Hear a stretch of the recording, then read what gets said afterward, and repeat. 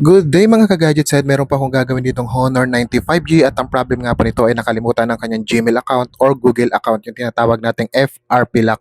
So nangyayari nga lang po ito kapag prinogram yung unit or inyong ni-reset. After po kasi ng programming or factory reset, hahanapin po talaga ang inyong Gmail account na nilagin nyo po dun sa Play Store nung nagagamit nyo pa po. So ito naman po kasi ay nakalimutan na ng may-ari dahil na-stuck na raw po ito. Meron nga po palang dalawang process ng pag-remove ng Gmail account. Meron pong via server at meron pong via hardware method. So ang via server po kasi, yun po ay hindi nabubuksan ang inyong unit at isasalang na lang po yun sa computer via server po. Yun nga lang, ang via server po ay medyo may kamahalan po talaga ang removing po nun. At minsan, hindi nyo po siya pwedeng hintayin kasi kung offline ang server po, tumatagal siya ng 48 to 72 hours. Pero minsan naman po, meron siyang instant, may 2 hours or 3 hours. So yun nga lang po ang disadvantage din ng via server. Medyo mahal po at may katagalan sa pag-remove. Depende po sa server. So itong procedure naman po na gagawin ko, ito po yung tinatawag na hardware method or via JTAG process po. Ito ay ating bubuksan ang unit at syempre sa ganitong procedure po na gagawin ko po, ito po ay instant. Mahihintay nyo po agad ito nang wala pa pong isang oras. So kasi hardware method po ito or via JTAG po.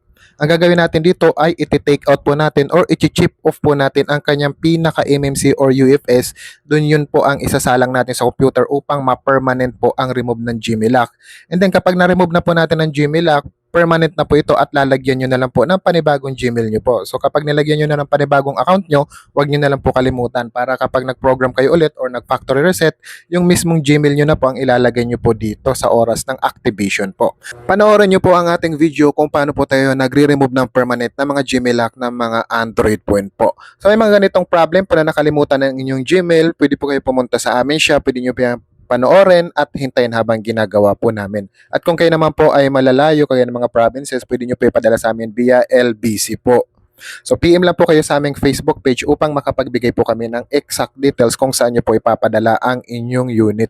At syempre, hindi lang po Gmail ang aming ginagawa sa aming shop. Marami rin po kami mga nare-repair na cellphone at meron din po kami mga video tutorial sa pagre-repair ng mga cellphone na naka-upload po sa aming YouTube channel na Gadget Site, Facebook page, TikTok account, Instagram, and Trend po. Pwede po kayo manood doon ng mga tutorial po namin sa pagre-repair po. So watch the video on how to remove Gmail lock permanent on this Honor 95G.